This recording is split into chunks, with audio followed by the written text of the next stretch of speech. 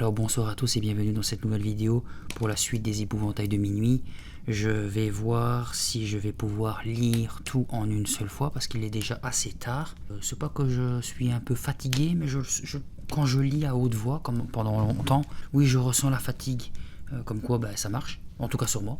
J'espère qu'en ce dimanche, ou peu importe le jour où vous regardez cette vidéo, vous allez bien. J'espère que vous êtes en forme, que vous êtes assez relaxé pour écouter la suite de l'histoire. Où on en était la dernière fois. On s'était laissé au fait que Julie voyait de plus en plus d'épouvantails un peu partout, que ce soit dans la grange, elle entendait du bruit, elle a vu peut-être des choses. Ah non, elle a vu le chapeau vu du dessus, elle a vu un épouvantail courir dans les champs, elle avait plus peur, elle a voulu voir vraiment de ses propres yeux ce que c'était.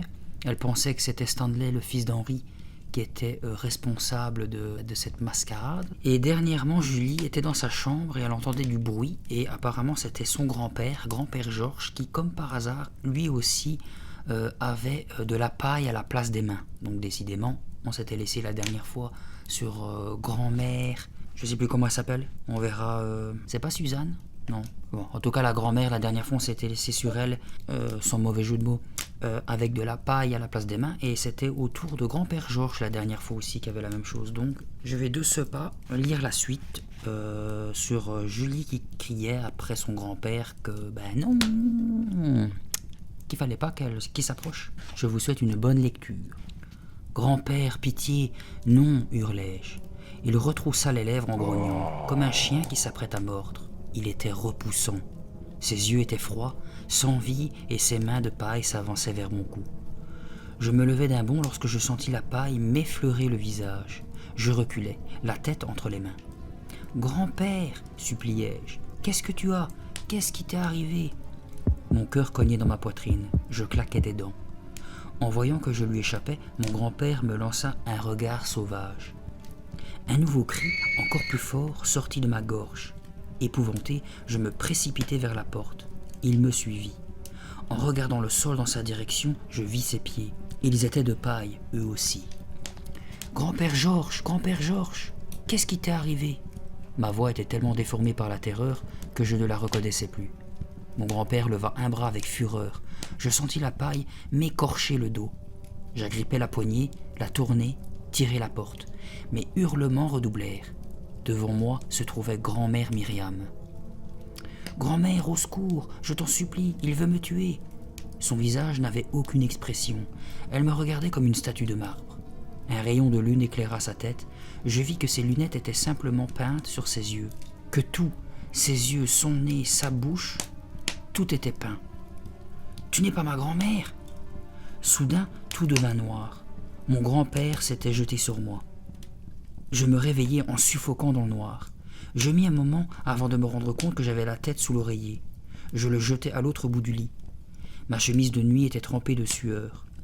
Je levai les yeux vers la fenêtre. L'idée de voir à nouveau surgir quelque chose me paniquait. Le vent faisait légèrement trembler les rideaux. Dehors, le jour se levait à peine. J'entendis un coq chanter. Un cauchemar. Tout cela n'avait été qu'un affreux cauchemar. Je respirai profondément pour retrouver mon calme et posai un pied par terre. Les premiers rayons du soleil illuminèrent le mur de ma chambre. « Un mauvais rêve, me dis-je avec soulagement. »« Calme-toi, Julie. C'était juste un mauvais rêve. » Quelqu'un bougeait en bas. Je pris dans l'armoire un jean délavé et un t-shirt bleu sans manches et m'habillai. Mon allergie avait empiré. Je voyais trouble et les yeux me piquaient. Je les frottais longtemps avant de regarder par la fenêtre. Dehors, la grosse boule rouge du soleil s'élevait juste au-dessus du vieux pommier. Derrière le jardin, dans le champ de maïs, des milliers de tiges vertes se dressaient au-dessus de l'herbe. Un peu partout, les épouvantails, raides, bras écartés, semblaient souhaiter la bienvenue au jour qui se levait. Le coq chanta une seconde fois. Quel cauchemar idiot! Je secouai la tête pour le chasser de ma mémoire. Puis je me passai un coup de brosse dans les cheveux et descendis prendre mon petit déjeuner. J'arrivai dans la cuisine en même temps que Marc. Grand-mère Myriam était attablée, toute seule, devant un grand bol de thé. Elle regardait le lever du soleil par la fenêtre ouverte. Lorsqu'elle nous entendit, elle se retourna et nous sourit. « Bonjour, vous êtes bien matinaux aujourd'hui ?» J'avais très envie de lui parler de mon cauchemar, mais au lieu de cela, je demandai « Où est grand-père Georges ?» Sa chaise était vide, et son journal n'avait pas été ouvert. « Ils sont tous partis de bonne heure, » répondit ma grand-mère.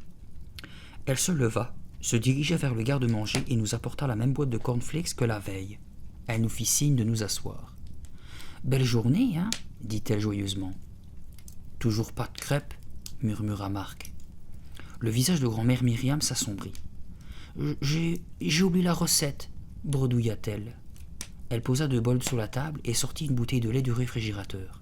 « Au fait, vous voulez du jus d'orange ? J'en ai préparé ce matin. » Elle posa le lait sur la table, à côté de mon bol, et me sourit. Ses yeux avaient l'air fatigués derrière ses lunettes carrées. « J'espère que vous êtes content de vos vacances » ajouta-t-elle doucement. « Tout serait vraiment parfait s'il n'y avait pas Stanley » répliquai-je. Ma grand-mère parut surprise. « Stanley ?»« Il passe son temps à essayer de nous faire peur » lui expliquai-je. « fit ma grand-mère. « Tu sais comment est Stanley ?» Elle tapota ses cheveux avant d'ajouter. « Alors, quel est votre programme pour aujourd'hui ? C'est un temps idéal pour faire du cheval, non ? Avant de partir, grand-père Georges a demandé à Henri de sceller Betsy et Maggie. »« Ouais, génial !» s'écria Marc. « Qu'est-ce que tu en dis, Julie ? On partirait avant la grosse chaleur. »« D'accord. Je sais que vous adorez vous promener à cheval le long du ruisseau. Allez par là-bas, dit encore grand-mère Myriam en rangeant la boîte de cornflakes. Je la regardais aller et venir dans la pièce. J'observais ses cheveux roux, ses bras potelés, sa robe à fleurs. « Tout va bien, grand-mère ?» Je posais cette question presque sans le vouloir. « Tu es sûre que tout va bien ici ?» Elle ne répondit pas. Elle baissa même les yeux, comme pour éviter mon regard interrogateur. « Allez faire votre promenade, » murmura-t-elle. « Ne vous occupez pas de bois. » Grand-père Georges a toujours surnommé Betsy et Maggie les belles grises, sans doute parce que les 2 juments avaient une robe d'un gris sans nuance. Elles n'avaient jamais été bien nerveuses, mais là, il fallut insister pour qu'elles acceptent de sortir de l'écurie. À vrai dire, c'étaient des juments idéales pour nous autres, gosses de la ville. Bien que Betsy avançât à la vitesse d'un escargot, je serrais fortement mes jambes contre ses flancs, de peur de tomber. Nous avions repris le même chemin que la veille, le long du champ de maïs, en direction du petit bois. Le soleil n'était pas encore très haut dans le ciel, mais il faisait déjà une chaleur étouffante. De grosses mouches volaient autour de nous. Je pris les rênes dans une main et agitai l'autre pour les chasser. « Je me demande si ces chevaux sont encore capables d'avancer au trot » s'écria Marc, qui me suivait de près. « Essayons, proposai-je, en agrippant les rênes plus fermement. Je frappai légèrement le flanc de Betsy avec le talon de mes baskets. « Au trot, ma belle, au trot !»« Ouah !» Je ne pus m'empêcher de crier, tellement j'étais surprise que la jument obéisse. « Hé, du calme !» entendis-je Marc s'exclamer derrière moi. Maggie s'était mise à trotter elle aussi. Le bruit des sabots sur le sol devint de plus en plus rapide. Je rebondissais lourdement sur la selle, essayant de garder mon équilibre. Tout compte fait, mon idée n'était peut-être pas si bonne que ça. Un de mes pieds glissa de l'étrier. Soudain, une ombre noire surgit au milieu du chemin. Betsy ne vit rien et continua de trotter. Devant nous, l'ombre noire leva ses bras énormes. Betsy hennit de terreur et se cabra. J'eus le temps de reconnaître la chose qui nous barrait la route. C'était un épouvantail grimaçant.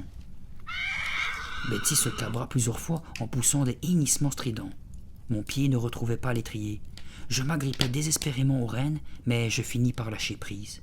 Je vis le ciel tourner au-dessus de ma tête et tomber lourdement sur le dos. Le choc fut terrible. Mon corps tout entier fut envahi par une douleur insupportable. Le ciel avait viré au rouge. Il y eut une sorte d'éclair, comme une explosion. Puis, le rouge vira lentement, très lentement, au noir le plus complet. À demi inconsciente, j'entendis des gémissements et je reconnus la voix de Marc. Incapable d'ouvrir les yeux, j'essayai d'articuler quelques mots, en vain.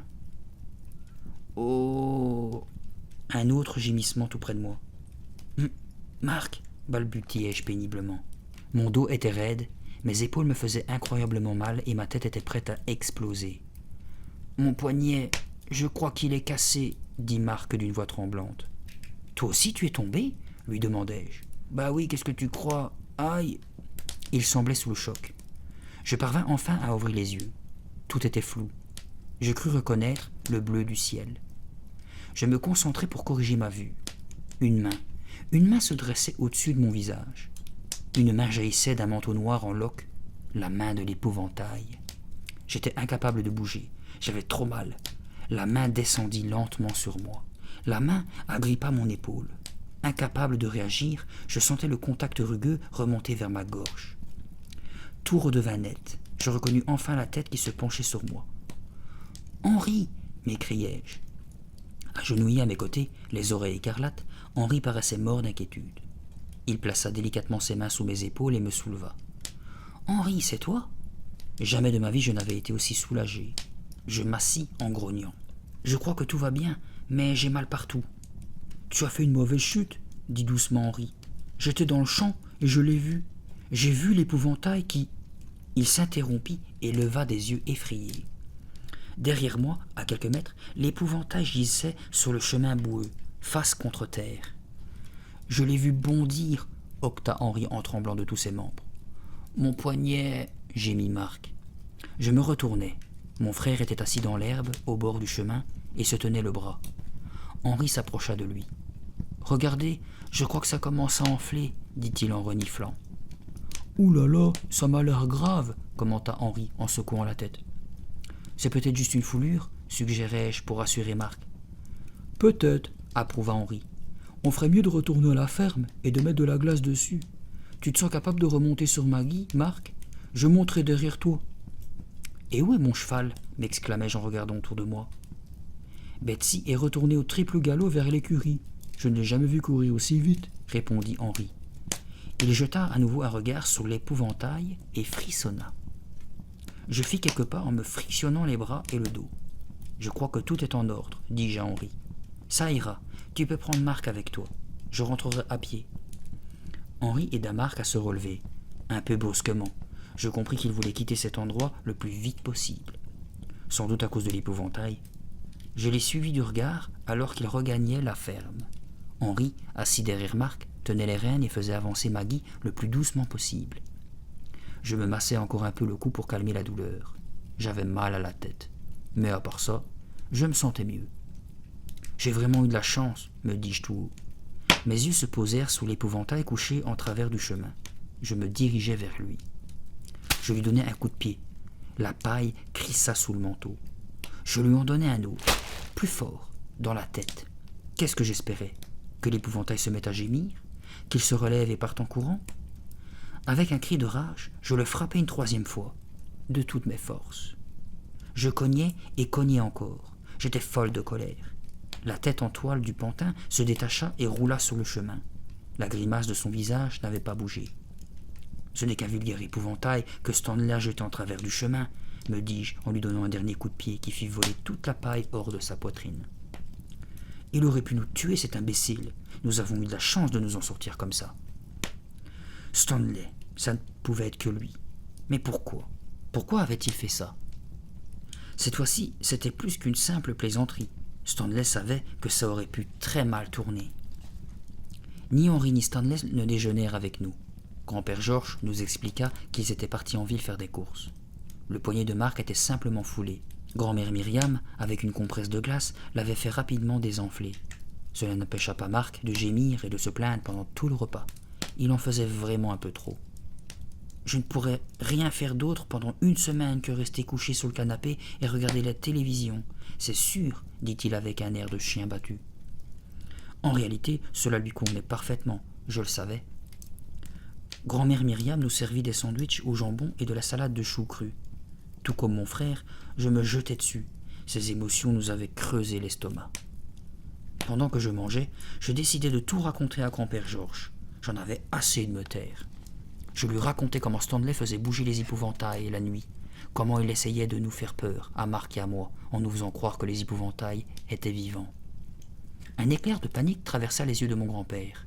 Cela dura une fraction de seconde, puis il se frotta machinalement le menton, le regard absent.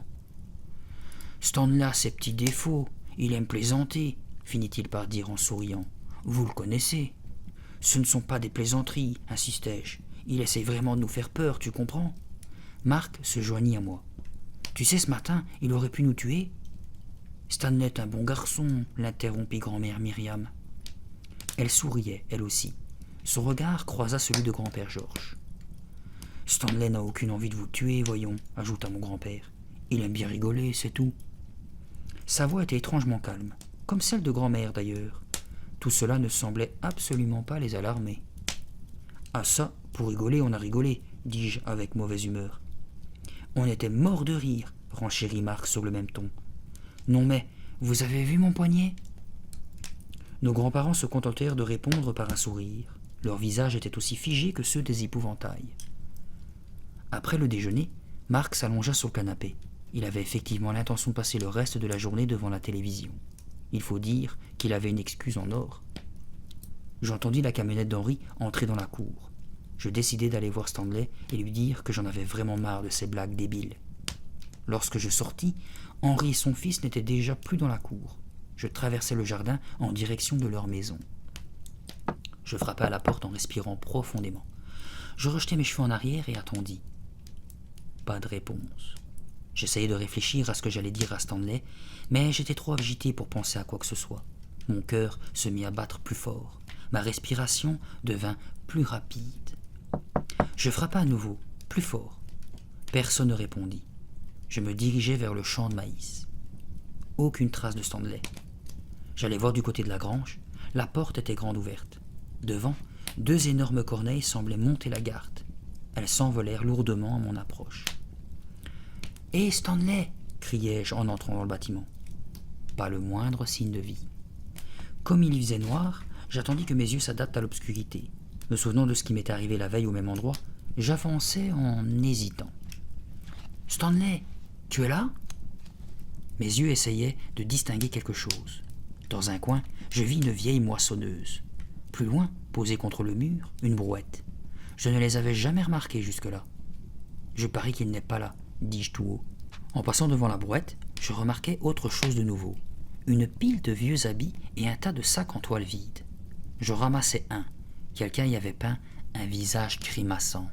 « Ce sont les prochains épouvantails d'Henri, murmurai-je. Je me demande combien il compte encore en fabriquer. Tiens, qu'est-ce que c'est que ça ? Dans un coin, quelque chose de bizarre venait d'attirer mon attention. Je m'approchai pour voir ça de plus près. Des torches, au moins une douzaine de torches, et à côté un grand bidon d'essence, rempli. Qu'est-ce que ces trucs peuvent bien faire là ? Me demandai-je, inquiète. Soudain j'entendis un bruit de pas effroissé. Une ombre se glissait derrière une poutre. Je n'étais plus seul. Je me tournai brusquement. « Stanley, sors de là ! Tu essayes encore de me faire peur ?» C'était bien lui. Son visage était à moitié caché dans l'obscurité et ses longs cheveux noirs lui tombaient sur le front. Son regard me glaça de terreur. « Je t'avais prévenu, » dit-il entre ses dents. Un long frisson me parcourut. Je me dirigeai en hâte vers la lumière de la porte. « Stanley, je te cherchais, bredouillai-je. C'était juste pour te demander de ne plus... »« Je t'avais prévenu, » m'interrompit-il d'une voix grave. « Je vous ai prévenus tous les deux. Il fallait partir d'ici et retourner chez vous. »« Mais pourquoi ? Qu'est-ce qui se passe, Stanley ? Qu'est-ce qu'on t'a fait ?»« Je ne cherche pas à vous faire peur, » dit-il en regardant nerveusement vers la porte de la grange. « Hein ? Je t'assure, insista-t-il. « Menteur ! Tu me prends pour une débile ? Je sais que c'est toi qui as acheté l'épouvantail sur le chemin ce matin. »« Je ne sais absolument pas de quoi tu veux parler, » dit-il froidement. « Mais je te préviens. » Un bruit venu de la porte le fit s'arrêter net. Henri venait d'entrer. Il scrutait l'intérieur de la grange en cherchant son fils. « Stanley, tu es là ?» appela-t-il. Stanley semblait paniqué. Il avala sa salive.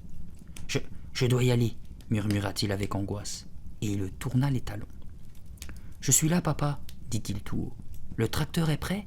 Henri ne m'avait pas vu. Je les vis sortir tous les deux de la grange. Stanley ne s'était pas retourné. Seul dans l'obscurité, j'essayais de réfléchir. Stanley mentait, c'était certain. Je savais que c'était lui qui avait fait bouger les épouvantails l'autre nuit. Je savais qu'il s'était déguisé pour me faire peur dans la forêt et dans la grange. Et je savais qu'il avait jeté cet épouvantail en travers du chemin ce matin. Trop, c'était trop. Maintenant, ce serait son tour. Ce serait au tour de Stanley d'avoir peur. La peur de sa vie. « Je ne peux pas faire ça, impossible !» protesta Marc.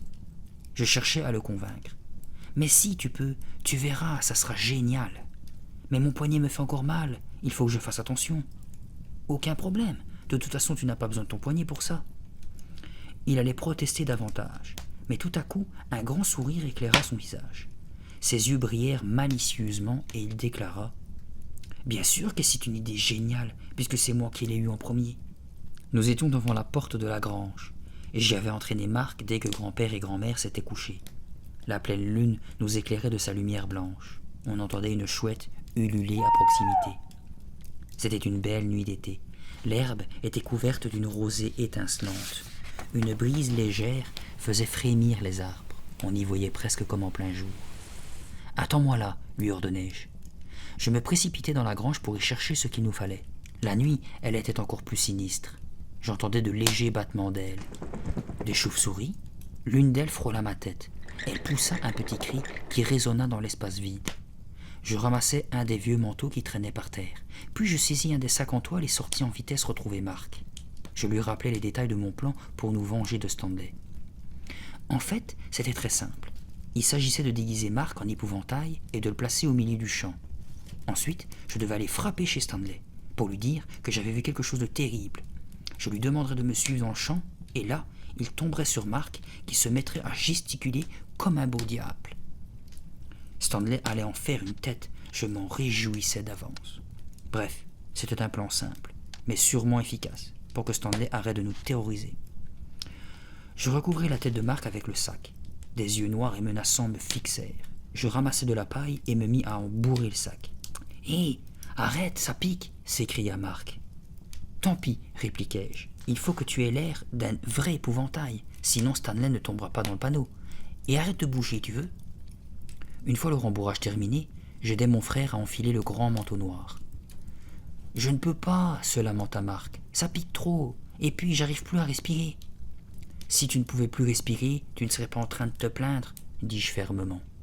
Je mis de la paille également dans les manches, et je m'arrangeai pour qu'elle recouvre les mains de Marc. Puis je bourrai l'intérieur du manteau. Marc n'arrêtait pas de gigoter. « Est-ce que tu vas te calmer ?» murmurai-je avec sévérité. « C'est déjà assez difficile comme ça. » Marc continuait à marmonner pendant que je terminais de le déguiser. Je le consolais. « Essaye d'imaginer la frousse que nous allons lui flanquer. Il va croire que tu es un épouvantail vivant. » J'avais de la paille partout, sur les mains, dans les cheveux, sur mon sweatshirt, mon jean. J'éternuais. Une fois, une seconde fois. J'étais terriblement excité. J'avais tellement hâte de voir la tête horrifiée de Stanley et de prendre ma revanche. « Et le chapeau ?» demanda Marc, raide comme un piquet. Laisse-moi réfléchir. Je n'avais pas vu le moindre chapeau dans la grange. Une idée me vint tout à coup à l'esprit. Je sais, on en prendra un au passage sur un épouvantail. Je reculai de quelques pas pour admirer mon travail. Ça commençait à être vraiment bien. Mais il fallait davantage de paille. Je rembourrai le manteau à en faire presque craquer les boutons. Génial. Maintenant, n'oublie pas de rester bien droit, sans bouger, les bras écartés. De toute façon, je n'ai pas le choix, se plaignit mon frère. Impossible de faire le moindre mouvement. C'est parfait. Tant mieux. J'inspectai mon travail une dernière fois. C'est bon ? Tu es prêt ? De quoi j'ai l'air ? demanda Marc. D'un épouvantail nain. Je suis si petit que ça ? Ne t'inquiète pas, lui annonçai-je. On va t'attacher au sommet d'un pieu et tout sera arrangé. Ça va pas, t'es folle ? J'éclatais de rire. Mais non, je rigole.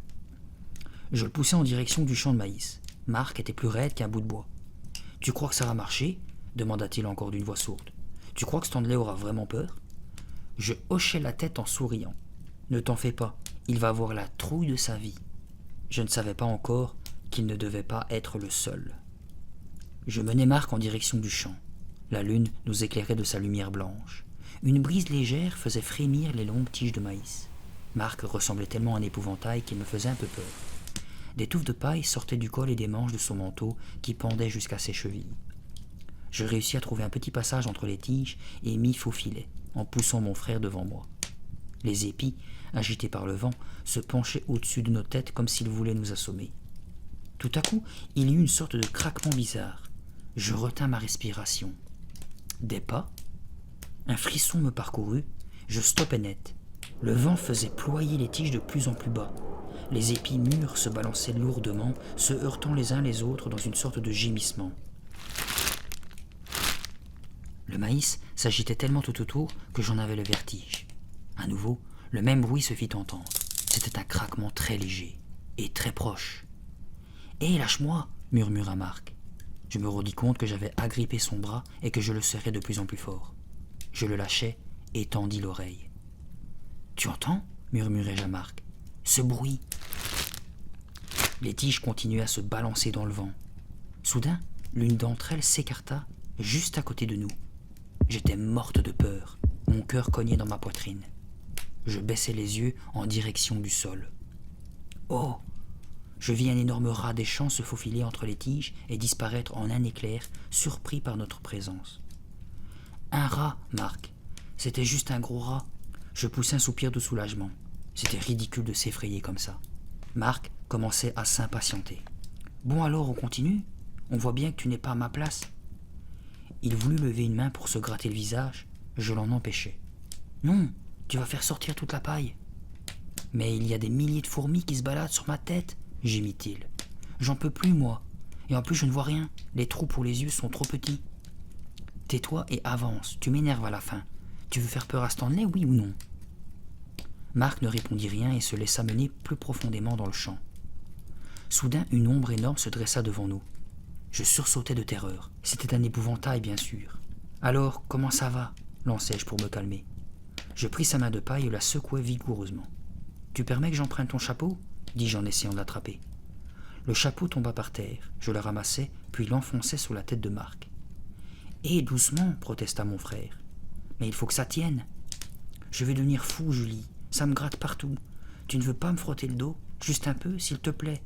Ça pique trop. C'est insupportable. » Il me faisait pitié. Je lui grattais un peu le dos. « Là, tourne-toi un peu maintenant, » lui ordonnai-je, pour inspecter une dernière fois son accoutrement. C'était parfait. Il avait l'air plus vrai que nature. Je l'installai sur une petite motte de terre entre deux tiges de maïs. « Bon, tu ne bouges plus. Et quand tu me verras arriver avec Stanley, tu lèveras les bras bien haut. Rien que les bras, compris ? » « Oui, je ne suis pas un idiot, » marmonna Marc. « Je sais comment ça se comporte, un épouvantail. Mais je t'en supplie, dépêche-toi. » J'y vais. Je tournai les talons et fis le chemin en sens inverse. J'arrivai hors d'haleine devant la maison d'Henri. Une faible lumière brillait derrière une fenêtre. À part cela, tout était sombre. J'hésitais à m'approcher, je tendis l'oreille. Aucun bruit. Comment faire sortir Stanley seul, sans son père ? Je ne voulais pas effrayer Henri. Il était trop gentil. Tout ce que je voulais, c'était faire peur à Stanley. Lui donner une leçon. Lui faire comprendre que Marc et moi, on avait beau être des gosses de la ville, on savait tout de même se défendre. Le vent souffla dans mes cheveux. Derrière moi, j'entendais se balancer les tiges de maïs. Je frissonnais. Prenant une grande inspiration, je frappai à la porte. Un bruit inattendu me fit me retourner. « Hé !» m'écriai-je. Je vis quelqu'un courir sur l'herbe. Il courait d'une manière étrange, par petits bonds saccadés. « Marc ? Mais qu'est-ce qu'il faisait là ?» Aucun doute, c'était lui. Je reconnus le grand manteau noir en loques, le chapeau mou. « Mais qu'est-ce qu'il fabrique ?» me demandai-je en le voyant approcher. Pourquoi m'avait-il suivi ? Il allait tout faire rater, cet imbécile. Je le vis lever sa main couverte de paille dans ma direction. Il courait toujours. « Marc, qu'est-ce qui se passe ?» chuchotai-je assez fort. Sa main continuait à s'agiter. Il s'approchait de plus en plus. « Retourne immédiatement d'où tu viens. Qu'est-ce qui te prend de me suivre ? Tu vas tout faire rater. » Je lui fis signe de retourner vers le champ. En vain. Il n'était plus qu'à quelques mètres de moi.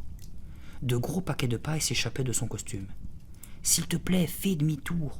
Retourne dans le champ. » Il s'arrêta net à ma hauteur et ses mains agrippèrent fermement mes épaules. Je constatai avec horreur qu'il était 2 fois plus grand que Marc. Je poussai un hurlement de terreur et tentai de me dégager, mais l'épouvantail ne lâchait pas prise. « Stanley, c'est toi ?» articulai-je avec frayeur. Pas de réponse. Je regardai la surface peinte du sac de toile. Derrière le visage grimaçant, pas la moindre trace d'yeux humains. Les mains de paille se resserraient lentement sur ma gorge. J'ouvris la bouche pour hurler. Aucun son n'en sortit. À ce moment, la porte de la maison d'Henri s'ouvrit violemment. « Stanley !» parvins-je encore à octer. Stanley dévala les marches du perron. « Bon sang, mais qu'est-ce qui se... » Sans terminer sa phrase, il se rua sur l'épouvantail, la grippa par les épaules et le jeta de toutes ses forces, par terre. Sous le choc, la tête du pantin se détacha et roula sur le sol. « Oh non !» criai-je, la main sur ma gorge meurtrie. Stanley se baissa et arracha le sac de toile qui recouvrait la tête du pantin. Il n'y avait rien en dessous, rien que de la paille. C'était un véritable épouvantail, hurlai-je. Mais il marchait. Je t'avais prévenu, dit Stanley d'une voix grave, sans quitter du regard la créature qu'il venait de décapiter. Je t'avais prévenu, Julie. Tu veux dire que ce n'était pas toi? Ce n'était pas toi qui essayais de nous faire peur? Stanley secoua la tête et leva vers moi ses yeux sombres. C'est papa qui les a rendus vivants, murmura-t-il. La semaine dernière, juste avant votre arrivée, il s'est servi de son livre. Il a prononcé une formule magique et ils se sont tous mis à vivre. Quelle horreur, balbutiai-je. On a tous eu une de ces peurs, poursuivit Stanley. Surtout tes grands-parents. Ils ont supplié mon père de prononcer la formule inverse pour que ces monstres deviennent de simples humains. Et il l'a fait? Oui, il a accepté, mais sous certaines conditions. Tes grands-parents ont dû promettre de ne plus jamais se moquer de lui et de faire tout ce qu'il leur demanderait. Stanley soupira profondément. Il tourna la tête vers la fenêtre éclairée. Tu as dû remarquer à quel point les choses ont changé ici, à quel point tes grands-parents ont l'air terrorisés. Je baissai les yeux. Bien sûr que je l'ai remarqué. Ils font tout pour mettre mon père de bonne humeur, continua Stanley. Ils n'ont jamais été aussi gentils et aimables avec lui. Ta grand-mère ne cuisine plus que ce qu'il aime, et ton grand-père ne raconte plus aucune histoire d'épouvante parce qu'il sait que papa ne les aime pas. Je n'en croyais pas mes oreilles. Mais ils ont si peur que ça d'Henri? Ils ont surtout peur que papa fasse à nouveau revivre les épouvantails. Seulement, dit Stanley en avalant sa salive, il y a un problème. Quoi? Quel problème? Eh bien, je ne l'ai pas encore dit à mon père. Les épouvantails. Quoi, les épouvantails? Insistai-je. La formule inverse. Ça n'a pas marché pour tous les épouvantails. Certains sont restés vivants. La porte de la maison s'ouvrit une seconde fois. Je poussai un cri en reculant de quelques pas. Dans le rectangle éclairé se tenait Henri. Il parut surpris de nous voir, Stanley et moi. Mais soudain ses yeux se remplirent de terreur. Il avait découvert l'épouvantail décapité. « Non !» hurla-t-il en tremblant comme une feuille. « Il marche. Il est encore vivant. »« Non, papa, non !» cria Stanley. Mais Henri ne l'écoutait pas. Il se rua à l'intérieur de la maison. Avant que Stanley pût le rejoindre, il était de retour devant la porte, son livre de sorcellerie à la main. « Les épouvantails s'animent toujours, » gémit Henri. « Il faut que je les reprenne en main. Ils n'obéissent plus. » Il était complètement paniqué. Il avait du mal à contrôler ses gestes. Sans plus s'occuper de nous, il se précipita en direction du champ de maïs. Stanley le suivit pour essayer de le calmer. « Non, papa, attends !» s'écria-t-il, désespéré. « C'est moi qui ai emmené l'épouvantail ici. Moi, il n'a pas marché, il n'était pas vivant. » Henri poursuivit sa course folle sans prêter attention à son fils. « Il faut que je les reprenne en main, » répéta-t-il. « Que je redevienne le chef. Je vais tous les réveiller pour avoir le contrôle sur eux. C'est écrit dans le livre. » Il s'arrêta et se tourna vers Stanley. « Ne t'approche pas, reste où tu es. Ne t'avise pas de faire le moindre geste avant que j'aie prononcé la formule. Après tu pourras venir. »« Papa, je t'en supplie, écoute-moi, » s'écria Stanley. « Les épouvantails sont tous endormis, tous. Ne les réveille pas. » À quelques mètres du champ, Henri stoppa une seconde fois, se retourna et observa attentivement le visage de son fils. « Tu es sûr ?» demanda-t-il d'une voix incertaine. « Tu es bien sûr que je les contrôle tous? Sûr qu'ils ne s'animent plus ?» Stanley, essoufflé, hocha la tête. « Oui, papa, j'en suis sûr, absolument sûr. » Mais Henri continua à regarder Stanley comme s'il n'arrivait pas à y croire. « Je n'ai pas besoin de prononcer la formule alors ?» demanda-t-il avec un soupçon dans la voix en regardant le champ de maïs. « Non, papa, tout est en ordre. Tu les contrôles bien tous, » répéta doucement Stanley. « Ils dorment. Tu peux ranger ton livre. Ils ne bougeront plus jamais. » Henri parut soulagé. Il sourit en soulevant le livre. « Jamais ? » ?»« Jamais, » lui assura Stanley. C'est à ce moment précis que Marc apparut entre les tiges, dans son costume d'épouvantail. « On peut savoir ce que vous faites ?» appela-t-il. Henri poussa un hurlement strident tandis que ses yeux s'agrandirent d'horreur. « Non !»« Papa, s'il te plaît !» s'écria Stanley. Trop tard. Henri, brandissant son livre au-dessus de sa tête, se précipita vers le champ. Il hurla. « Il marche! Les épouvantails marchent !» Marc souleva le sac qui lui recouvrait la tête. « J'ai bien l'impression que tout est raté, » constata-t-il. « Alors on ne joue plus? Qu'est-ce qui s'est passé ?»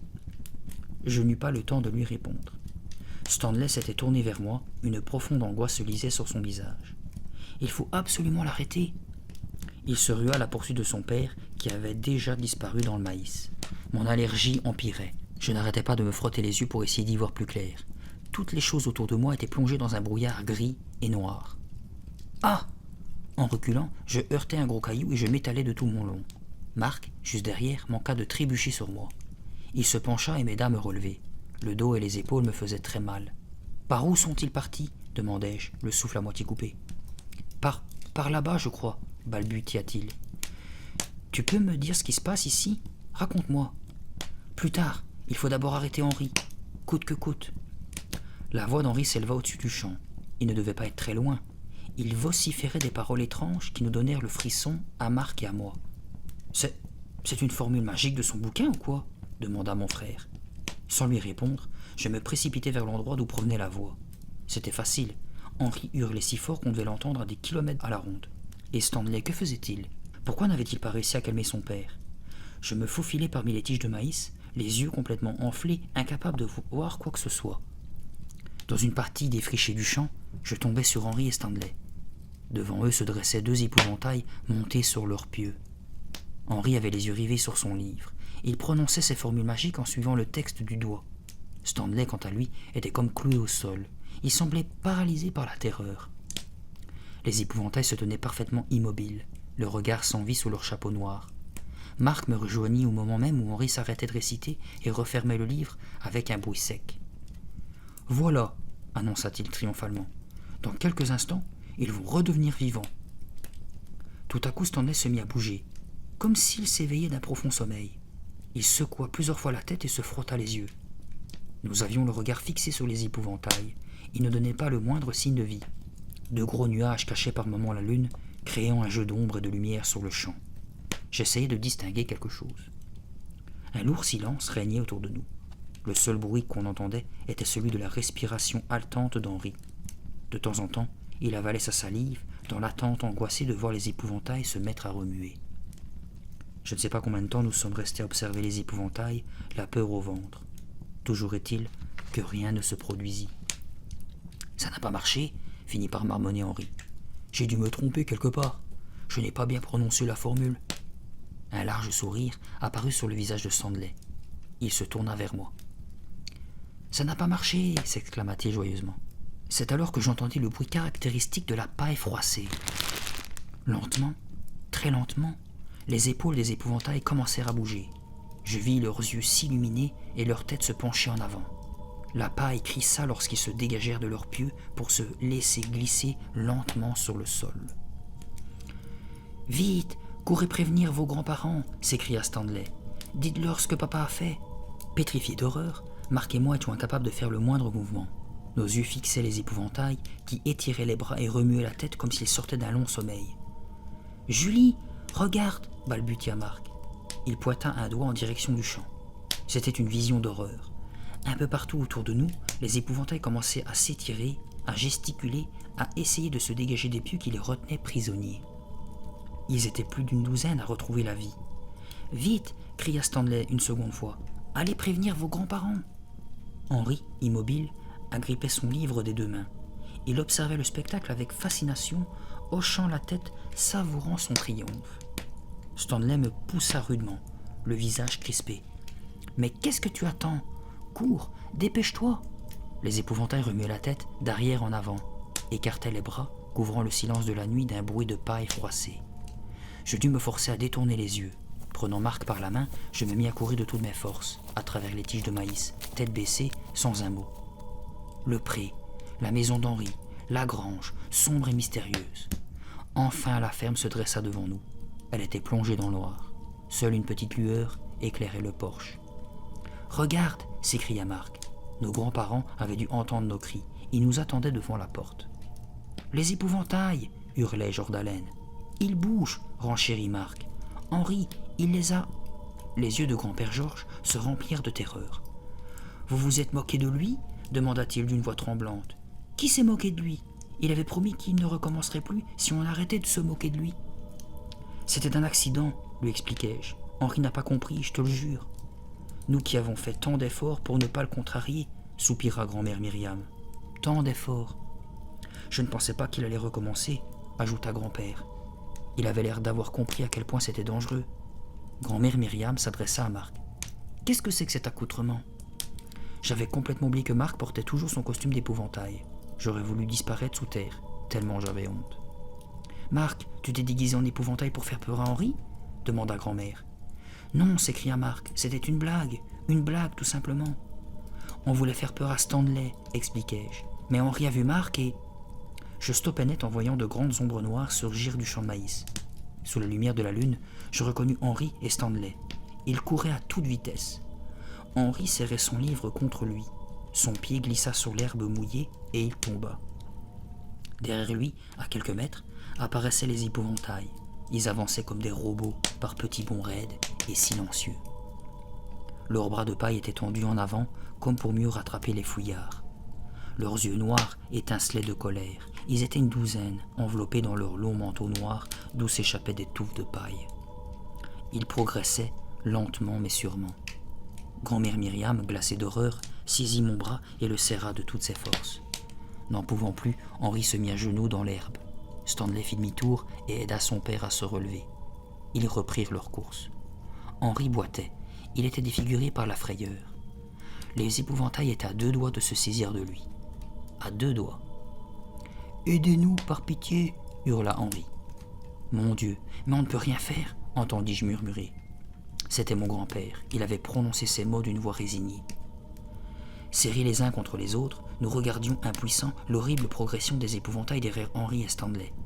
Grand-mère ne lâchait pas mon bras. Sa main était glacée. Grand-père se courbait de plus en plus sur sa canne, les genoux tremblants. « Ils ne m'obéissent pas !» vociféra Henri. Il s'arrêta devant nous, hors d'haleine, en tenant toujours son livre. Claquant des dents, il essayait de reprendre son souffle. Malgré la fraîcheur de la nuit, de grosses gouttes de sueur dégoulinaient de son front. « Il ne veut plus m'écouter !»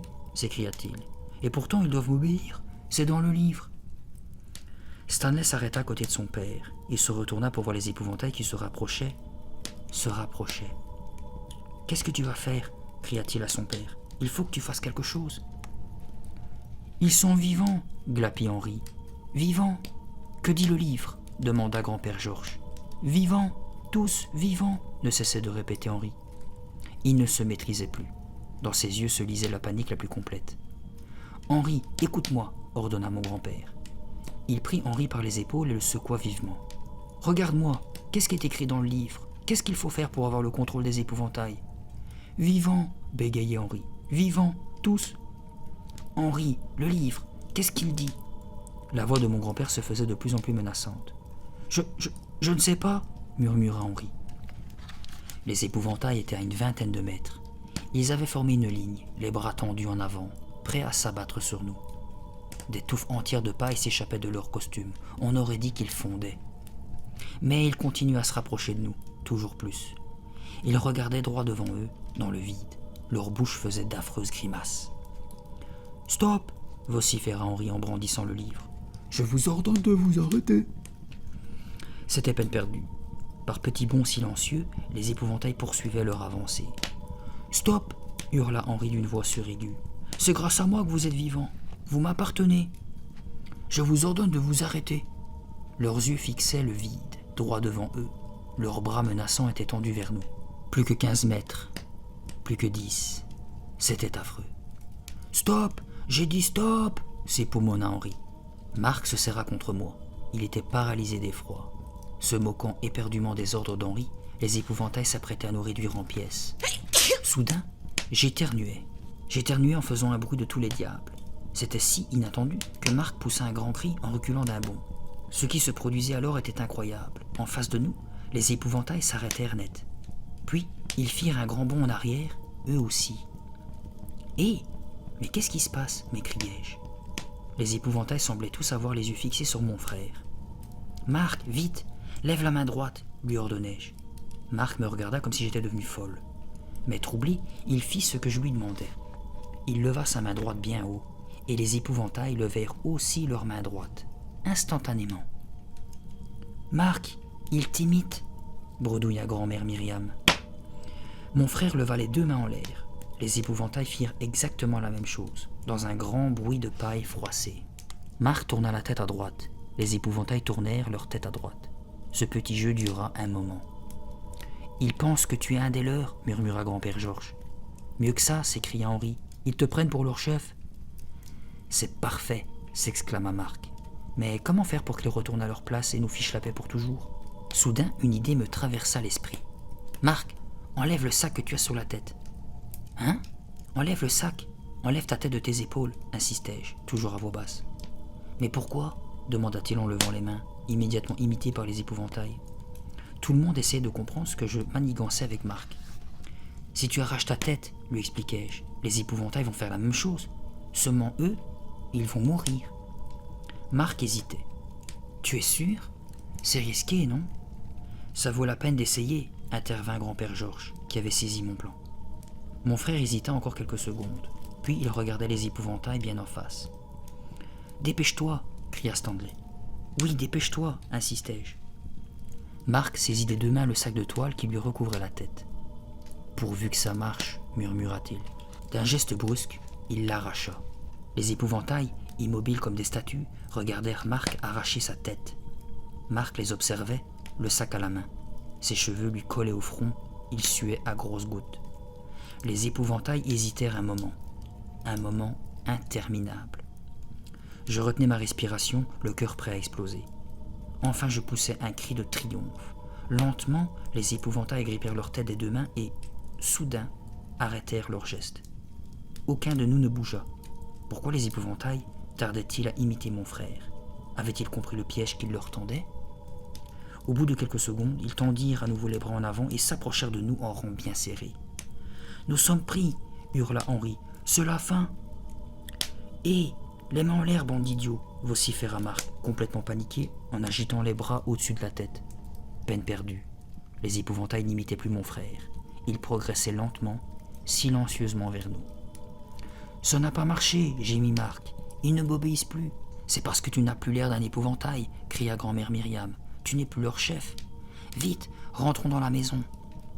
Trop tard. Les épouvantails étaient déjà à notre hauteur et formaient un cercle autour de nous. L'un d'entre eux me frappa le visage de sa main sèche et rugueuse, avant de m'agripper. Jamais je n'avais hurlé aussi fort de ma vie. D'une main, l'horrible créature tenait ma gorge. De l'autre, elle me frappait. Un autre épouvantail se jeta sur Marc et le força à s'agenouiller en lui broyant les épaules. Mes grands-parents poussèrent des cris désespérés et se cachèrent derrière un buisson. Henri n'avait même plus la force de bouger. « Stanley, à l'aide !» suppliai-je dans un hoquet. À présent, les deux mains de paille me serraient le cou. « Stanley, où es-tu » Au bord de l'étouffement, je regardais autour de moi et constatais que Stanley n'était plus là. « Stanley !» C'est la dernière chose que je pus dire. Les deux mains continuaient de serrer ma gorge. L'épouvantail me renversa par terre. Sa poitrine de paille écrasait mon visage. Je tentais de me dégager, mais il me maintenait fermement au sol. J'allais m'évanouir. « Lâche-la !» entendis-je hurler Henri. L'épouvantail déployait une force incroyable. Dans un effort désespéré, je levai la tête. J'aperçus alors deux bandes de lumière orange qui s'approchaient lentement de nous. Entre ces deux lueurs, je vis la tête de Stanley. Ses traits étaient durs et décidés. Je donnai un coup violent à l'épouvantail qui roula sur le côté. « Stanley, par ici !» criai-je. Stanley tenait deux torches enflammées. C'étaient les torches que j'avais vues dans la grange. « Je les avais gardées au cas où, dit-il rapidement. Les épouvantails avaient senti le danger. Ils lâchèrent immédiatement leur proie et se mirent à fuir. Mais Stanley fut plus rapide qu'eux. Il fit tournoyer les deux torches comme des battes de baseball. Un épouvantail prit feu, puis un second, puis un autre, et encore un autre. D'un geste sûr, Stanley lança l'une des torches. Une immense traînée de lumière traversa la nuit. Les corps de paille brûlèrent en quelques secondes. Les vieux manteaux et les chapeaux, eux, mirent un peu plus de temps. Les épouvantails se tortillaient dans tous les sens, mais aucun n'échappa aux flammes. Ils tombèrent le dos sur l'herbe, mangés par le feu, sans le moindre cri. Nous regardions ce spectacle hallucinant avec un mélange de fascination et d'horreur. Grand-père Georges avait posé son bras autour de l'épaule de ma grand-mère. Ils étaient serrés l'un contre l'autre et dans leurs yeux on voyait se refléter les flammes. Henri, le corps tremblant, les yeux écarquillés par la terreur, pressait son livre contre sa poitrine. Marc et moi avions rejoint Stanley qui tenait encore une torche à la main. Les yeux pleins de colère, il regardait brûler les épouvantails. Toute la scène avait duré moins d'1 minute. Il ne restait plus qu'un tas de cendres des épouvantails. « C'est fini », murmura doucement grand-mère Myriam, les yeux tournés vers Stanley. « Plus jamais ça, plus jamais », bredouilla Henri. Le lendemain, tout était calme dans la ferme. Marc, paresseusement allongé dans le hamac du jardin, lisait une bande dessinée. Grand-père Georges et grand-mère Myriam faisaient la sieste. Stanley était parti en ville chercher le courrier. Henri, assis à la table de la cuisine, avait le nez plongé dans son livre. Il lisait à voix basse, en suivant le texte du doigt. Plus jamais n'avait-il cessé de répéter pendant le déjeuner. Ça m'a servi de leçon. Plus jamais je ne ferai revivre d'épouvantails de ma vie. Et d'ailleurs, plus jamais je ne relirai le chapitre sur les épouvantails. Dans l'après-midi, Henri, resté dans la cuisine, poursuivait la lecture de son livre. Sans doute avait-il abordé un nouveau chapitre. Depuis le salon, où je me reposais sur le canapé, j'entendais le murmure de sa voix déchiffrant le texte. Je songeais à la nuit que nous venions de vivre. Je n'étais pas près de l'oublier. Quel bonheur que tout soit terminé, me dis-je. Je vais enfin pouvoir profiter de mes vacances. Quel bonheur, ce calme. J'étais seul dans le salon, seul bercé par le marmonnement d'Henri, seul avec l'énorme ours empaillé à l'autre bout de la pièce, seul à le voir soudain cligner des yeux, retrousser ses babines, descendre de son socle, grogner et lever une patte énorme ornée de griffes monstrueuses, seul à entendre son estomac gargouiller alors qu'il regardait dans ma direction, seul à comprendre qu'il devait être affamé après une aussi longue période d'hibernation. « Henri !» hurlai-je d'une voix stridente. « Henri, c'est quoi le chapitre que tu es en train de lire ?» Alors voilà comment se terminent les épouvantails de minuit. Qu'est-ce que je peux en dire? Alors que ce livre était beaucoup mieux que les autres, je trouve, parce que bon, les épouvantails, les champs de maïs, la nuit, tout ça, ça a toujours fait partie des endroits, des lieux qui nous ont fait le plus peur étant enfants. L'histoire en lui-même, c'est plutôt cool, hein, comme je viens de le dire. Les personnages, pour une fois, c'est pas les enfants les plus, on va dire, casse-pieds, hein, c'est clairement le Henri, là, qui est un vrai débile profond, hein, parce que, comme je l'ai dit dans une autre vidéo, je trouve qu'il ressemble énormément à Patrick l'étoile de mer de Bob l'éponge, c'est-à-dire bête et méchant, c'est-à-dire qu'une fois qu'il avait un peu de pouvoir en main, il a lu le livre et s'est dit, alors, vous voulez que je dégage les épouvantails, vous faites tout ce que je veux, et sinon, je recommencerai. Et quand l'histoire part en live, il est plus capable de faire quoi que ce soit. Et encore une fois, c'est abruti fini. Il dit que plus jamais il lira le livre. Je comprends même pas pourquoi personne n'a pensé à le brûler au lieu de le glisser entre ses mains. Que le lendemain, il était déjà en train de lire un nouveau chapitre et fout sa merde. Parce que bon, les épouvantails c'était déjà chaud, mais l'ours, ça va être coton, je trouve. En tout cas, j'espère que ce livre vous l'avez bien aimé. Si c'est le cas, n'hésitez pas à faire comme d'habitude, laisser un like, un commentaire pour me dire ce que vous en avez pensé. Et partagez la vidéo, ça me ferait extrêmement plaisir. Et surtout, abonnez-vous si ce n'est pas déjà fait pour écouter la suite des livres Chair de poule. La semaine prochaine, on se retrouve pour le tome 10 que j'ai exprès acheté parce que je ne l'avais pas. C'est, j'espère que, non, vous ne le voyez pas, je vais vous l'éclairer. Voilà, c'est La Colo de la peur. Celui-là, je ne l'ai jamais lu. Les épouvantails, je l'avais déjà lu il y a longtemps. Mais celui-là, ça va être la première fois. Je vais découvrir avec vous. Bon, je vais vous laisser ici pour ce soir. J'espère que vous avez encore une fois apprécié le livre. J'espère que vous êtes relaxés, que vous êtes tranquille chez vous. Moi, je vous dis à la semaine prochaine pour La Colo de la peur. Je vous fais des bisous. Je vous dis bonne nuit et bye bye.